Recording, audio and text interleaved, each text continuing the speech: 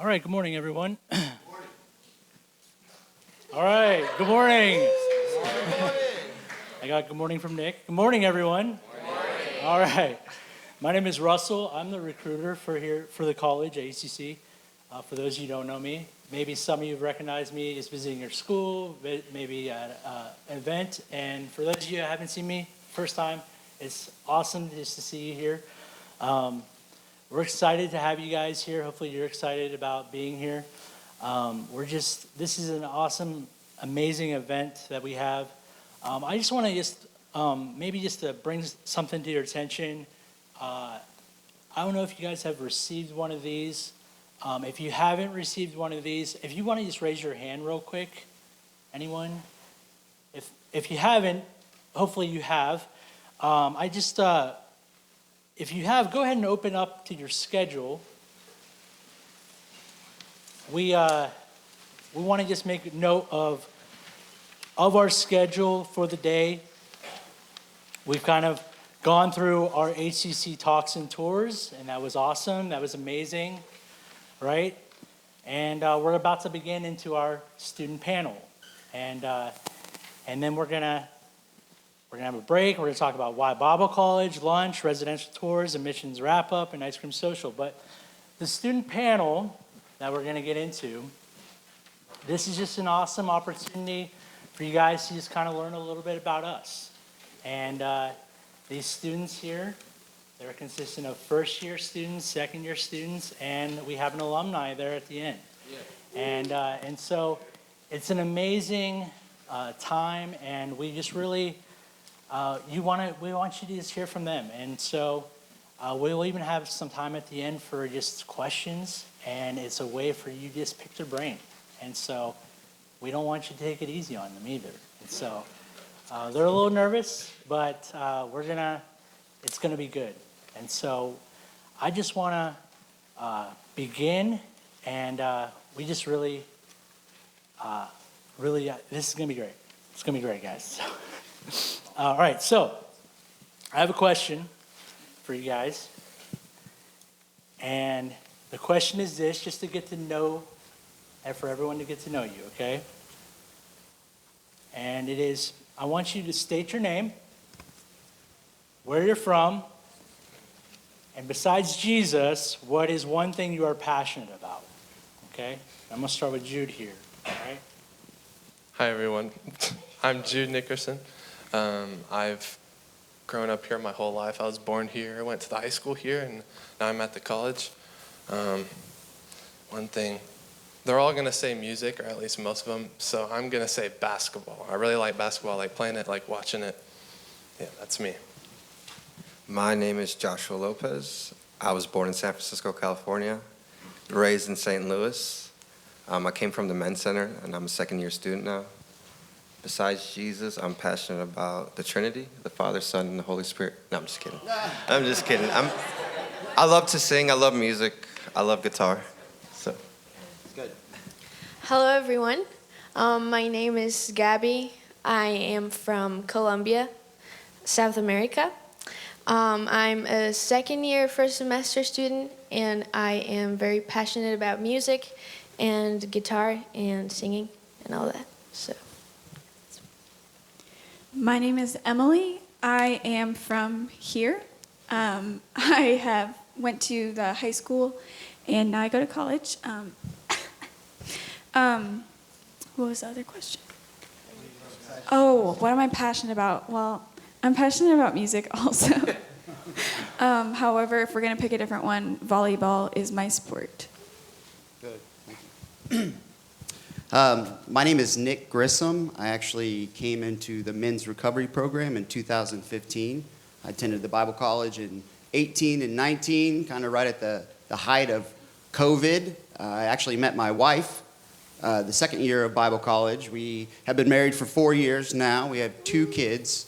And besides Jesus, I get pretty excited about strollers and diapers and now finding the cheapest baby clothes I possibly can find too. So I do think it's interesting you didn't mention the Chiefs as being passionate about. Nothing? Nothing? Okay. Next question. Okay. Sorry, I'm just, okay. All right, sorry. Shots fired. Okay, I'm sorry. All right, moving on. All right. All right. My next question is, okay, so as many of you may have found out, as you're driving, we're kind of in the middle of nowhere, as you may have found out as you're driving on Route E, and then, bam, there we are. And so the question is, what do you guys like to do for fun? What is there to do in this middle of a cornfield kind of thing? So before I get into the cool things, obviously there's not a whole lot of things to do, so we have to kind of make our own fun. Around the house, watching movies or playing hide and seek or whatever. Yeah. But we do have a nice disc golf course. Is it frisbee golf, disc golf? Which?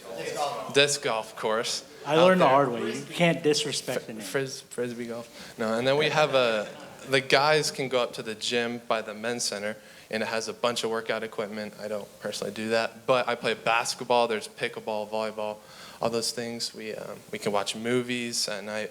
We have an Xbox in the main area where we can play Madden 2K, maybe a little Fortnite, something. So that's what we do. That's what I do for fun. So. The girls kind of do different stuff. We have lots of worship nights at our house. We end up cooking together at least once a week. We kind of just hang out and eat lots of food. Lots of the girls like to go on walks. Fishing has been known to take place also. For the girls, we technically don't do this, but we could have the option to reserve the gym if we ever wanted to do something in the gym at the school. We don't normally.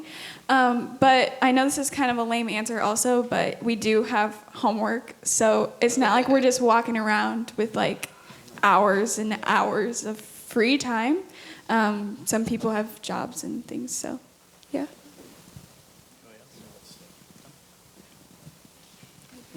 All right, this is a good question here. So as a college student, this is kind of a good question as far as what is the eating situation like at ACC? I guess I'll answer this one too. So every Monday through Friday, so weekdays, after we get done doing whatever we do in the morning, from noon to 1, we have lunch. The men's center and the guys over there provide food for the K through 12 school and for us. A staff will go pick it up, and then they have a buffet for salad and all those things. And then if you still want something different than what they provided, we have things to make peanut butter and jelly sandwiches. I make a little bowl because the gluten-free bread is not the best. Oh yeah, gluten-free. So I have to eat gluten-free, and so if you have an allergy or something like that, they also provide something extra for me. So that's cool. Yeah. So in our houses, we're also provided groceries for weekend meals. So as Emmy said, we cook together to have dinner together or lunch together. And we usually, on weekdays, we kind of take care of our own breakfast and dinner.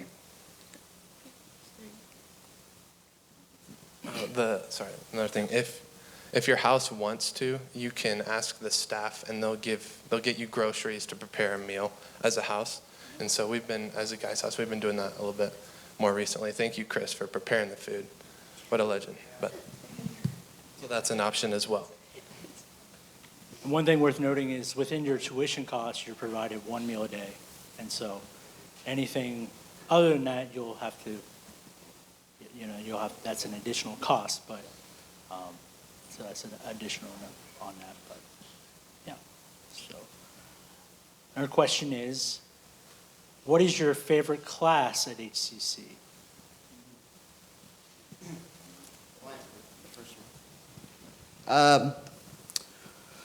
Favorite class. Let's see. I would have to say, and I'll say it first because I might get a second or a third one in there, was probably Worldviews with Mr. Rahanic. I know for me personally, it was an area of my life that needed the most attention, for sure. Needed the most rebuilding, needed the restoration, whatever you want to, some of these ideas, and I come from a recovery background, 18 years of active addiction. I thought I had things, figured out. I thought I understood politics, business ethics, things like that, and it was important for me to be challenged, those thoughts and those patterns. And Darren was definitely, Mr. Rohanek was the right man for that calling or that situation.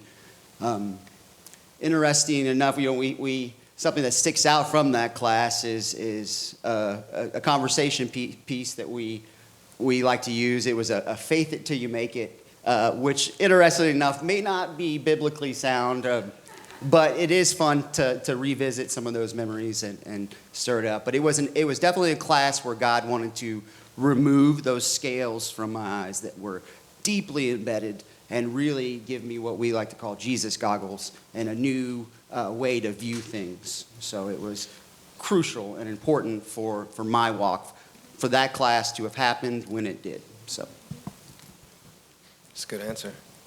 I'd say, all the classes are really good. All the teachers are really amazing.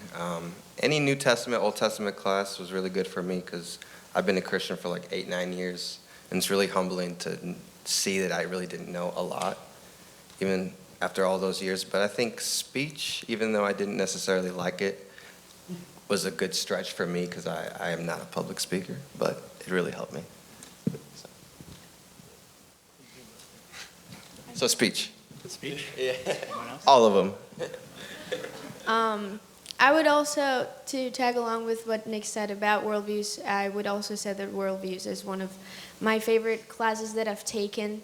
Again, because it shifted my whole perspective of life and the world. And also Life of Christ, I recently finished that class. That was very challenging. It had lots of reading, but it was just very awesome to get to see Jesus in a whole different way, in a more personal way. And sometimes you think you know things and you don't really. So that was that process for me, just kind of realizing I didn't really know enough about Jesus, and like you never really know enough. You just keep learning. So yeah, it was a great class. Do you have a favorite teacher? No, I'm just kidding. Emmy, who's your favorite teacher? My favorite teacher is my dad. There was no Jesus. other correct answer for that question. Okay. Do you have a funny class time story? Okay, they all wanted me to tell mine. There was one Disciplines of Life class when Mr. Melton came up with this game that had essentially no rules. The only rule was that the bankers had money, and in order for you to stay alive, the banker had to give you money. And we had a cop that wrote the laws. And so me and another student were the bankers, and we didn't want to give anybody money because we were stressed about dying. And the police officer started writing laws that was like, you have to give all your money or like this percentage of it. And then we started all yelling at each other because it wasn't fair and that didn't make sense. And he let us go for like 15 minutes. And then he said, what happened? You said, Mr. Melton, we need your help or something. It was Nader said, we need your help, Mr. Melton, we need your help. And he was like, great, the game's over. And we were like, what? And he was like, the goal of the game was to ask God for help. And we were like, oh my gosh. But it was funny because he just let us yell at each other in chaos for 15 minutes before we actually figured out what we were supposed to do for the game. I just remembered also one, and I think it was New Testament. Mr. Melton usually lets us have a little bit of like food or like snacks in class. But I remember one class, Ba just pulls out of her bag a whole Tupperware full of rice and like with like sauce and stuff, and she just starts eating, and she was like literally in front of Mr. Melton, and he just kept going with the class, and he kept explaining, and she was just like eating, and I was like, that's insane. That's awesome. And she's proud of it. She's proud of it. That's awesome. This is a funny story. We still on the funny Yep, story? go for it. Oh, goodness, this is dangerous. So, like I mentioned earlier, my experience at Bible college involved COVID and the fun of that. So, our classes at the time were online or Zoom classes. And I don't remember exactly the situation exactly, but I may have been coming from the gym, or I may have woken up late or gotten out of the shower, or whatever it may be. But I knew class was starting, and so I rushed in. So I may or may not have the title as the only student that's ever attended an HCC class in their pajamas or gym attire or less. All right. You win. Good job. From here up with the Zoom call, There you go. only for a... Hopefully we never go back to that season, right? All right. All right. What is it like living in HCC housing?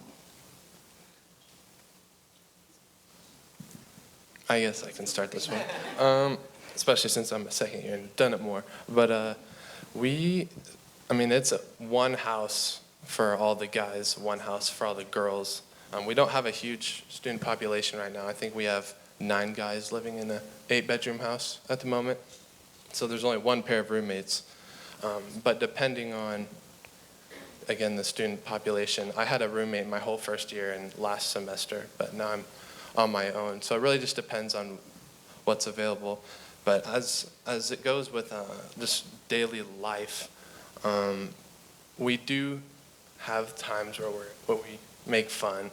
We will like go play hide and seek or go in the woods hiking or something, or watch a movie or something. So there are things we can do, and it can be fun, but you're gonna have to like do it yourself. Graduating out of high school and coming here, I wasn't the most like responsible person ever, but whenever you have loads of homework, papers to write, friends you want to hang out with, you kind of learn how to manage your time. So. It's kind of similar in the girls' house. Everybody has roommates for the most part. And we'll go on house tour later, so you'll get to know like a lot of details, but we all help each other clean, and we do chores, and we hang out together. We try to be around each other as much as possible. Obviously, like doing homework, sometimes you need to be alone, because then it's loud if you're all together or you don't get anything done. But we try to be around each other as much as possible, and we all just kind of live life together. You learn how to do relationships better because you're living with people that aren't your family or that are a different age than you, so dynamics are different, but yeah.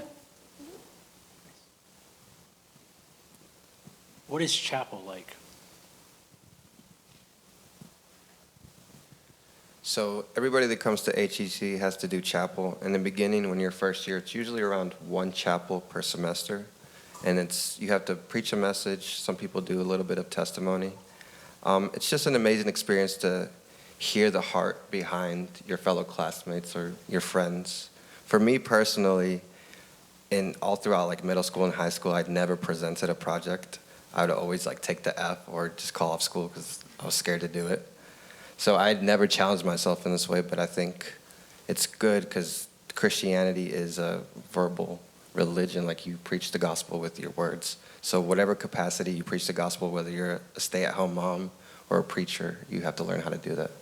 And I think this is a perfect place to do that. So in case not everyone knows what chapel is or what it looks like, it's basically we have a time of worship, and usually like on the weekdays, Tuesday and Thursday, they're student-led. So one of us leads chapel, gives a brief message, and then on Fridays is staff led. So again, we do worship and they bring us a message. Yeah, and that's one of those things that's that stretching that you're talking about. I mean, can you talk about the experience of chapel? Like, what is stepping into the presence of God that we're talking about? For me, chapel's one of my favorite parts about college. At the high school, we have a bit of a different dynamic for chapels because we have little kids. And so coming here, it was definitely a different experience, and I really liked it. I attended some while I was in high school, if I had breaks. But it's definitely really cool to get to like worship God with like-minded people. People that are going for the same thing, and then having like your fellow peers like encourage you and like speak to you about what God's been saying to them is really encouraging and awesome. And it's kind of just like a positive environment for all of us to learn. And there's like, I don't even know how to explain. There's moments in the presence of God in chapels that like you'll get to experience other places, but it's just so different and it's cool. I don't know how to like describe what it's like because you kind of have to be there. But yeah, it's just really awesome to get to do that with people that are going after the same thing as you. For me, it was an area of life that the college really was facilitating an environment for me to hear God. It was also an area, I didn't grow up in the church, and this really was the only church experience that I've ever had. So it's an area where I learned how to worship God. I learned how the different areas to express these emotions and this love and this gratitude that I was feeling at the time, and it was a safe environment to do that. It was a safe environment to exalt God, to repeat what you think God is saying over your class, or an area that you think that God is speaking to another student and He's using that. So it was just I can only describe it as a safe environment, and just so impactful for sure. Coming back to the academic side of things, what help is available to you if you are struggling in a class? Emmy, you want to touch on that? Yeah. Practically, we have amazing teachers here, and all of them are willing to help you with whatever you need. We have library resources, awesome librarians that will help you. Practically, if you're struggling in a class, people can help you learn. We have classes to learn to write papers that you'll do your first year, so we learn stuff like that. And our teachers are always willing to review our papers. Mr. Melton, Mrs. Palmer, and Mrs. Nickerson are normally our go-tos, I feel like, for those things.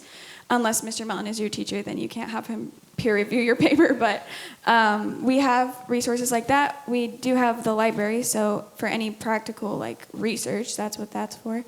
And yeah, do we have anything else? That's good. That's that ready, always being readily available is that nice side about being a smaller college. Yeah. It's really nice. Question here is studying at a Bible college all that you expected? This one kind of gets me emotional because it is more than what I expected. I did not expect to encounter a family, and that's what I have not only in the house with all of the girls, but with the leaders and the staff. It's very familiar and safe environment, to foster relationships and to get to know Jesus. So it is definitely way more, and I've grown in just so many ways that I didn't think would be possible, and I'm still growing, I'm still in the process, but to kind of sum it up, it is way more than what I expected. Yeah, it's a lot more than I expected. Of course, I expected to learn about God and the Bible, but really we're given the perfect opportunity in this community to practically walk out what we learn in classes. I kind of expected to be shut up in my room for hours studying the Bible, praying. First of all, I'm not that spiritual, but but it's awesome to get to walk with people who have done this for years, peers that have been doing it for years, that are going towards the same direction, the same goal. And I couldn't think of a better place to do it than here, really. Later on, we're going to learn from some of you who have been here. You've kind of learned, from Mr. Hannick, the value of Bible college. But I want to hear from the students. What do you consider a value of Bible college, Jude?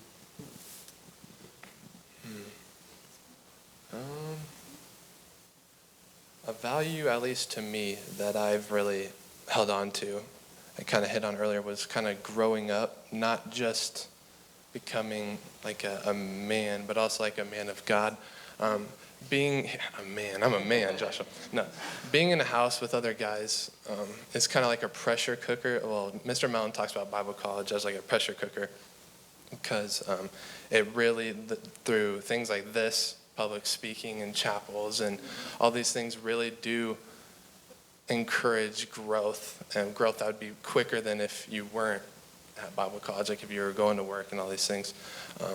So being here at Bible college for these last year and a half-ish have really just forced me to choose to grow or to kind of regress. I mean, I have at times kind of locked myself up in my room or been distant, but God's really brought me back around and helped me grow as a man and a man of God. So,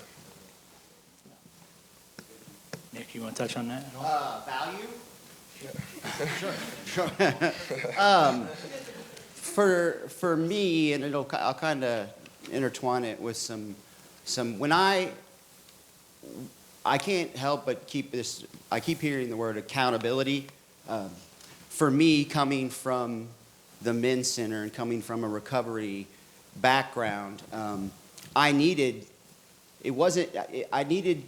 to relearn how to do life, and because obviously what I was doing wasn't working. And HCC offers, and we use this word all the time, discipleship. I knew that I was going to be. I needed that extended accountability. I knew that people were going to hold me accountable for the way I dressed, how I behaved, the words that I chose to use, some very practical things. And falling back on the previous questions, this is still Bible college. This is still college. And in the same way that the teachers and the leaders want to see you walk alongside you practically, their job also too is to help you succeed. So that level of accountability, discipleship, it really is just a perfect combination for sure. So I think by now you guys all kind of know what our motto is, and it's prepare for life. We have Jude and Nick gave us very practical examples on how Bible college impacts our daily lives. And I really think about the verse in Ezra 7, I'm pretty sure it is, that he had said in his heart to study the law, to do it, and to teach it. So those are three things that I've seen in the process of Bible college, that we get to study the Bible, we get to learn how to live it out, and we also learn how to teach it and share it with others. So I think that's kind of sums that up a little bit. Yeah, that's really good. What piece of advice would you give to an incoming student at ACC? Josh? oh, this microphone. I guess I got that. Piece of advice. I think it's very good to strive for excellency and good grades. But if you're only doing it for the grades, I think you've missed it. I think in the midst of doing your homework, your classwork, you need to find God in that. Yeah. Try to get good grades, though. But yeah, definitely find God. I think what I would say is be prepared and willing to be uncomfortable. Not that all of our life is just uncomfortable all the time, but there are moments when your leaders or our leaders will challenge us to do things that we wouldn't necessarily do on our own. And it's for them to help us grow in what we're trying to learn and apply to our lives. So I would say just to be willing to be uncomfortable and know that it's a safe place, because we're all learning the same stuff and we're all growing the same way, at different paces and all sorts of things, but we're all here for each other, to help each other grow and learn more about God and how to apply that to our lives. Jude? What piece of advice would you give an incoming student? Darn, they kind of stole the good ones. Oh yeah, no, I said this the other day. God, this is like a kind of a truth about God in general, not just at Bible college, but that He will reveal Himself to us. He will give Himself to us as much as we're willing. And so as you come into Bible college, over the 2 years or 1 year, whatever you choose to do, you're really going to end up getting as much as you want out of it. So if you're coming to get an associate's degree or to have a good time or just to, I don't know, hang out or whatever the reason might be, really press in and try to get as much as you can. There are times when you might want to just sit in your room and watch YouTube or something, but going up to the living room and hanging out with the guys, you end up having a really good conversation that really ties your hearts together. So I would encourage you to really press in if you do come here and really try to squeeze as much as you can out of these 2 years, because it flies by, for sure. What is something you have considered difficult in your time at ACC?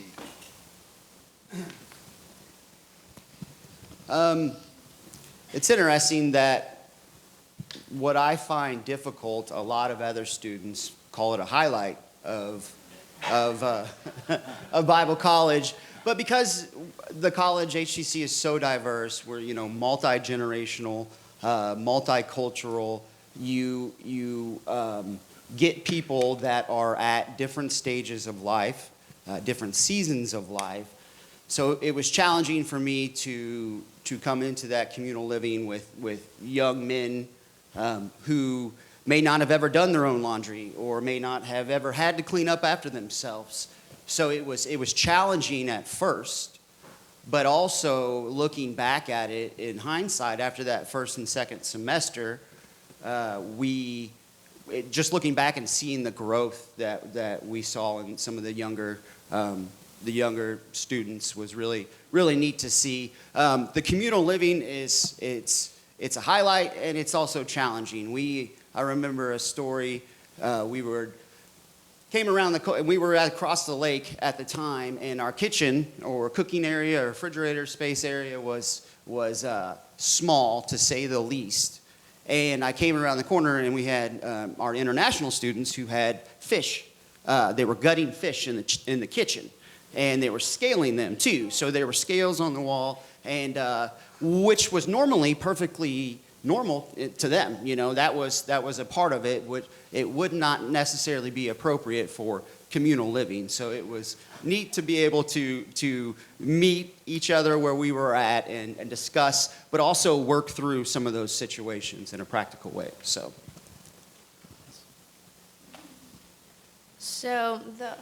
the hardest part for me, being an international student, as much as I have found a wonderful family in Christ here, the hardest part has been missing my family and my home and my country and my food and everything.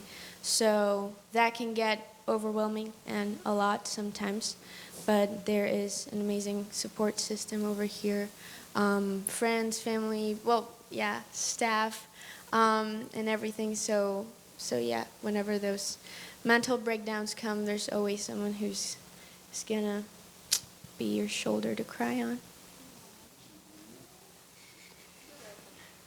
Thank you. Guys? Josh? I mean, I can't really I think the rules and the parameters that we have here may be difficult for some people, but I had been doing stuff my own way for so many years that I was ready for some structure, ready for some rules. But I would say that those rules and those parameters are for our own benefit, for our own good. So just follow the rules. Speaking in chapel is hard for me and has been hard for me. It is very intimidating at first. And I mean, not even just at first. I mean, it's kind of intimidating to me to get up and present the Word of God to my peers and everyone who knows me. But really getting to speak what's on my heart and what God's been talking to me about, and intentionally saying, okay, God, what do you want to say to us, really has been pushing me not only closer to God, but it helps me connect to my peers. Because like they already stated, being able to hear each other speak, and even speaking myself, it really does tie your hearts together in some way that I can't even fully express right now. But yeah, so speaking in chapel has been hard, but it's also been really good to learn and grow from that. Maybe you kind of touched on that, but how have you grown spiritually since your time at HCC? You want to maybe expound upon yeah. what you talked about? Yeah, I guess. It really does, specifically with chapel, since we're already there, it really does push you to have this dependence on God. A lot of times, at least in my own life, I've kind of ran to Him when there was something going wrong, or I needed something, which I guess still going to Him for chapel stuff is you needing something. But because you're doing that consistently throughout the time at Bible college, it really has helped me, at least, outside of just trying to get a message, go to God for, hey, what are you saying to us today? What are you saying, even in specific people's lives, that I can go encourage them with? So it really has built this dependency and a closeness to God where I can run to Him and He'll answer faithfully. So. I feel like, well, I'm a pastor's kid. I grew up in church, and before coming here, I can say that my faith kind of was depending on my parents' faith, and it's something that I was comfortable with and I was used to. But coming here, it was basically just stepping out completely out of my comfort zone and being able to build my own faith and getting to grow in that and build this biblical foundation. So I would definitely say that growing in my faith has been something that I've noticed a lot, and being able to walk that out in my life. Emmy, how have you grown spiritually since your time at HCC? I think this might bleed into the next question, but I know Bible Doctrines, I don't know if that means anything to anybody. Bible Doctrines was my first class, or one of them, and it kind of, when I came, okay, I'm not a pastor's kid, but my dad is the guy over there, and he has been here my whole life. So I kind of got the pastor's kid vibes, but I wasn't actually. So I knew lots of things. I wasn't clueless, and I had my own faith, but I didn't know why necessarily. We believed the stuff that we believed, or what the other, even what other options were, just because I grew up here, and that's what my parents taught me. And so Bible Doctrines really challenged me, because I was it didn't challenge me, I wasn't questioning anything, but I was just it kind of opened my mind and made me think about why I believe what I believe. And that helped me grow in my own faith without necessarily having my parents tell me, this is why we believe this, or this is what we're going to do, sort of thing. That's good. So what ultimately led to your decision to come to HCC? I can kind of give my answer because I already sort of said some of it, but I haven't told a ton of people this. This will be new for almost everybody. I prayed about it, and God did tell me to go. But one of the reasons was the way I explained it to my dean of students at HCA. He asked me one time, and the way I explained it was my whole life I had stuff given to me. I was trained, I was taught. I went to a Christian school, I went to church. My parents are awesome, and they taught me what we believe about the Bible. They gave me Bible verses, they gave me stories, and I had all this stuff in my hand. Not literally, but metaphorically in my hand. And when I became a senior in high school, I started getting some freedom. Not that I didn't have any before, but my parents started saying, you're going to make that decision for yourself. You're going to decide if you're going to watch that movie. You're going to decide this and that. I don't know why I'm crying. I'm sorry. And it kind of like shook me. Sorry. It kind of shook me because I was like, no. You told me what to do my whole life. I don't want to decide for myself. I don't know if it's right or wrong. Like, help me. And I had all these things. I could see them, and I could tell you what they were, principles, Bible stories, reasons why. But they weren't in me necessarily because I hadn't ever had to make decisions like that on my own. And so what I told our dean of students at the HCA was that I wanted to be able to grasp them and keep them for myself. And then what I explained was that I wanted to be able to give them to somebody else. So not only take them and keep them in my heart, but also be able to give them for other people so that they have them in their hands when they're ready. Somebody else who wanted that one? I think I probably have said it a couple times, but I know leaving the recovery programs, 15, 18 years of active addiction, I knew that while the Men's Center was a great place and to prepare the soil, I needed more. I needed more discipleship. I needed more, the word I keep using is accountability. I knew I needed that, all these things that are shaping me, I needed that worldview class. I needed to know that there was something more, God had something more than what I had in my little individual bubble. And I didn't think that I was going to become a great pastor or a great missionary or a great public speaker. And although we all have a responsibility to allow our light to shine, and our personal testimony is important to always be on display, it was something that just really propelled me into a life that was so much richer than what I had and what I could even fathom. And the possibilities and the things that are happening now is just incredible. And I would easily say that the 2 years of my life that was spent here at the college is hands down the most impactful years of my life. And I would tell you that if you are sitting here right now, that it is no accident, that it is something, God does have something for you that's rich and meaningful, and it may be here at the college, it may not be. But I would encourage you guys all to pray and to think about that and to hear God for yourself, because it is, it's amazing. And that's it. It's good. So, Josh, what led to your decision to come to HCC? My answer is kind of like Nick's.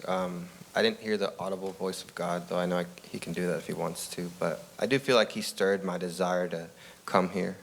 And all good things come from God. But yeah, I just felt like it was the next best option coming from the Men's Center. Actually, I wanted to come to college before I even came to the Men's Center, but I ended up needing to go to the Men's Center first. And yeah, I'm just happy to be here still. So the desire to know him more. So at this Absolutely. point, I want to, but it really is that hearing from God, right? You got to hear from God. So at this point, I really want to just open it up for open mic. This is your opportunity to ask them the questions. And you don't have to be easy. I'm telling you, you can be tough with them. And so anyone that wants to ask them a question, go ahead and raise your hand. I'll hand you the mic and go, fire away. Nobody So- raise your hands.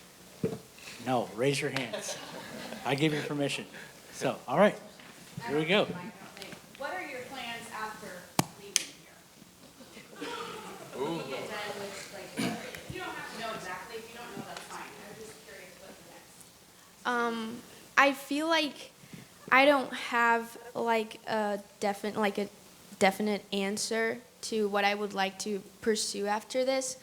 I just know that in every single different step that I could take, I want to keep serving Jesus, want to keep loving him, serving people, and using my gifts and talents for the service of people and the glory of God. So I guess it's kind of broad, but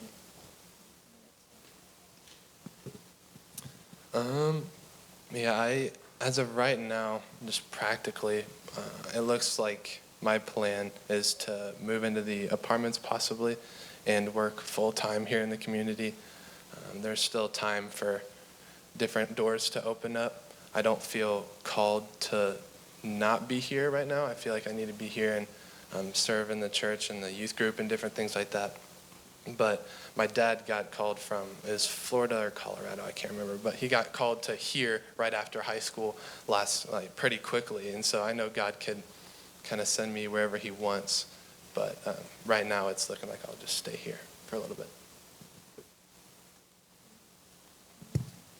Answer. I don't know exactly, but I want to be a teacher, an elementary educator.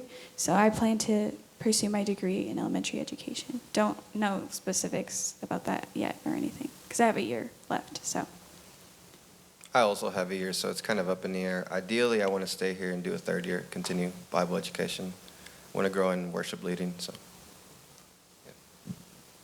So for those of you who don't know, the third year, typically what that looks like is it's a discipleship atmosphere, like what that looks like they will have their associates, but they'll do some type of education either online or they'll do some type of education somewhere else. But the third year is typically for us, what that looks like is a discipleship where they're still under us, but it's a discipleship aspect somewhat. That's what third year, fourth year looks like for us. That's when they say third year for us. Third year, fourth year. Because we're only a 2-year school. So, anyway. Question? So because this is intended to kind of be preparing for life, and there are things like you are going to go on maybe to do elementary education, do the credits that, and this might be more for somebody else, do your credits transfer, or do you have to start all back over again with English or whatever else?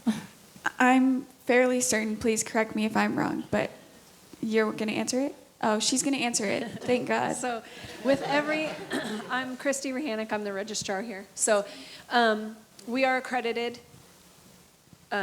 school, so our credits are able to transfer. All of that is always up to the school that is receiving the credits. So it's whatever kind of accreditation you have, it's always up to the school that's receiving the credits, what they're going to take. Does it fit the major you're going into? Like maybe possibly some of our Bible credits, sometimes other schools have taken as elective if they're not going into a degree that has anything to do, like if they're going into business, So we do have some agreements with several schools, like Liberty University will take all of our credits. There are several other schools. Do you remember the Central Christian? I did just get word today that Ozark took all the credits from the student that went there this year. So there are several schools that are familiar with us that will already plan to take our credits. And then if there's also schools that maybe some of our students haven't gone to yet, and we do work with them to give them all the information that they would like to know about our school and our classes and things like that. And so there have been times when we'll work with a school so that they really understand like what kind of programs we have and so that they're willing to take our credits. So, but again, it is always up to that school how many they're going to take or whatever. So.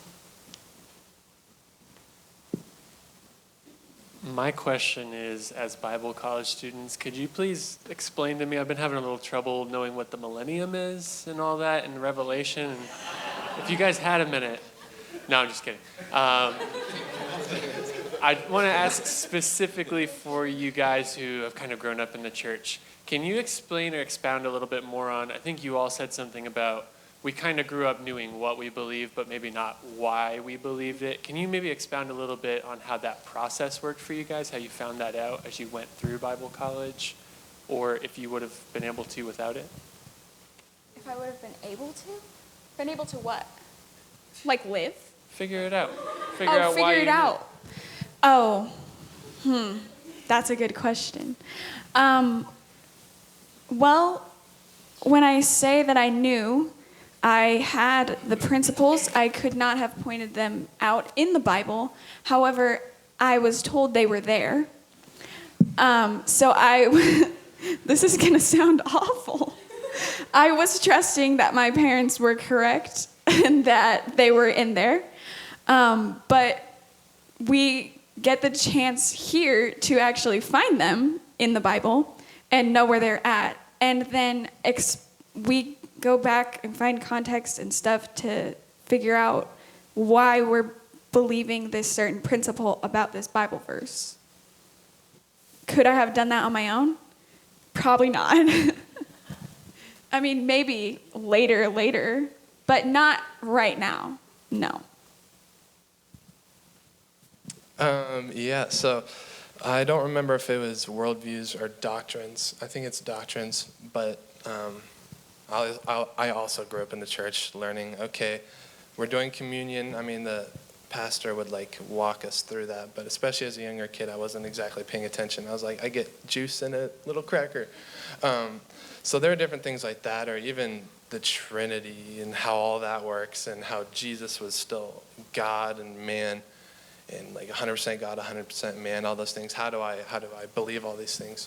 And then in doctrines class, and I believe it was doctrines, we've first covered why the Bible is true, why it's inerrant, all these things, because then we look in the Bible to see where do we get these beliefs, how do we break this down, not just with what are we reading in English and what is it telling us like this, going back and doing word studies or historical, cultural context, things like that, to really dig into what it meant to them at the time and how that can apply to us.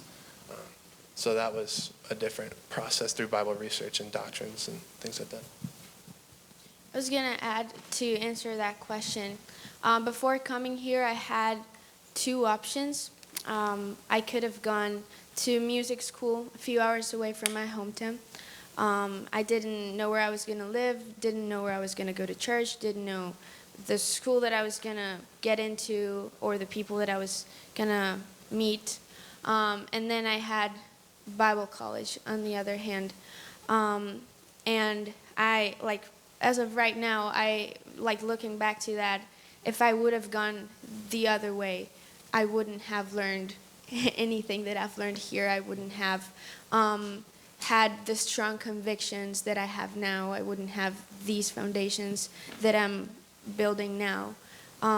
So I think definitely coming here was a shift on everything that I thought I believed just because my parents had told me this is what's in the Bible, and I was like, yeah, okay, if you say so. My dad is a pastor, he's studied all that, and I'm like, yeah, amen.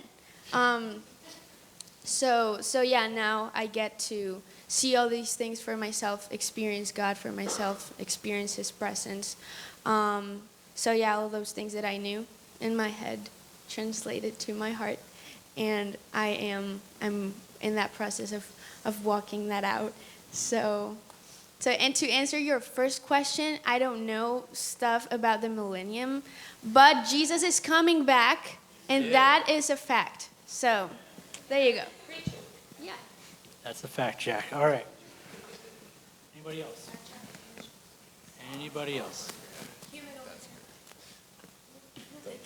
Okay. What has been your biggest challenge academically? Academically. Let us ponder. I would say writing papers. I I did not write a lot of papers in our school, and when I did, they were like 2 to 3 pages. We do have slightly longer pages. They're not ridiculously long, but and we take English. We have an English comp class, so you learn that stuff. But it just stresses me out every time. But that was probably it. Mine, and I could almost guarantee that I'll speak for a large part of the student body.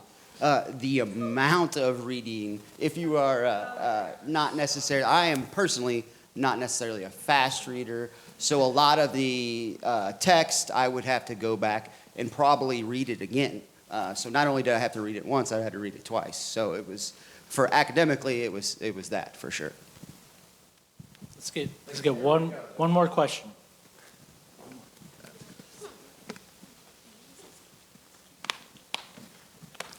This question is more so for the students that moved here, but what was it like moving into an entirely new environment?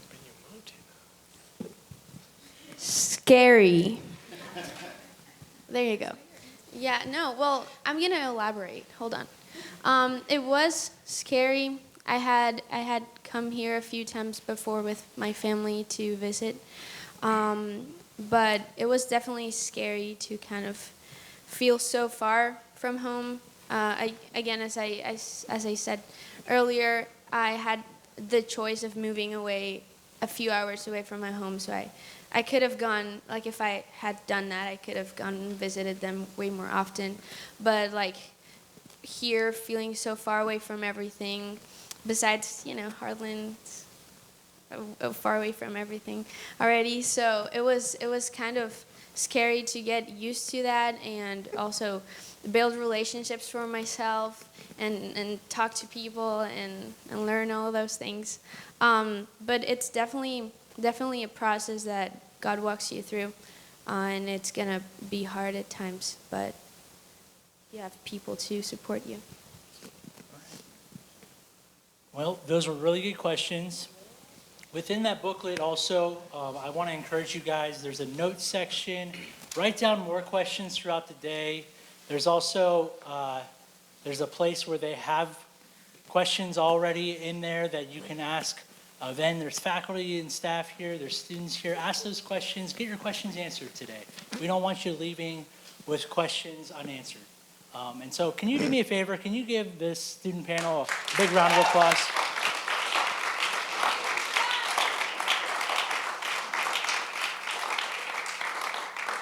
Well, all right, so we lost 10 minutes, we gained 10 minutes, and I think we're back on schedule for original schedule. I think our original schedule? I don't know. We're always behind schedule. I don't know. Well, HCC, we're an interesting bunch. So right now, I think we're going to take a little bit of a break, and we'll come back and we're going to do chapel. Yeah. So at a